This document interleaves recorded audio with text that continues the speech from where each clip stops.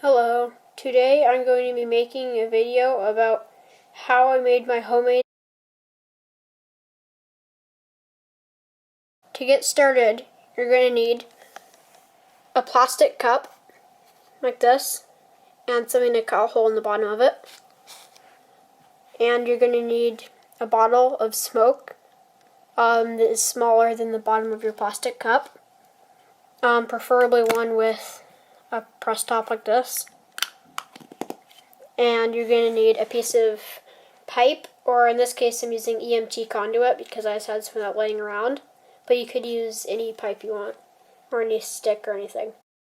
First, you're going to need to take your cup and cut a hole on the bottom, as big as your can of smoke, so that the smoke will snugly fit in the bottom like that. And for the height of the smoke detector, you can just adjust it like that.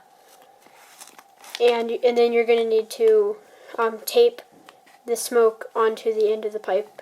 I'm using electrical tape, black electrical tape for this, but you could use duct tape or anything like that, as long as it's strong. Okay, now I'm going to show you how it works. So we're going to come over here. We're going to take the cap off so that the end is sticking out like that. Pull that out all the way like that, but not enough to make it fall off. And you're going to put it right over the top and press it down until the top of the smoke can hits the top of the smoke detector.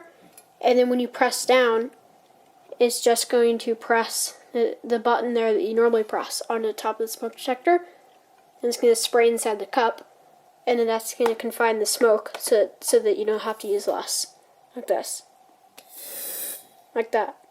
And then the cup is there to help keep the smoke there.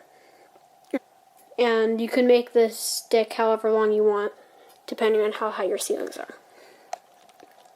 So yeah, that's how you make a homemade smoke saber. I hope you enjoyed this video. It was requested by like 3 people. So yeah.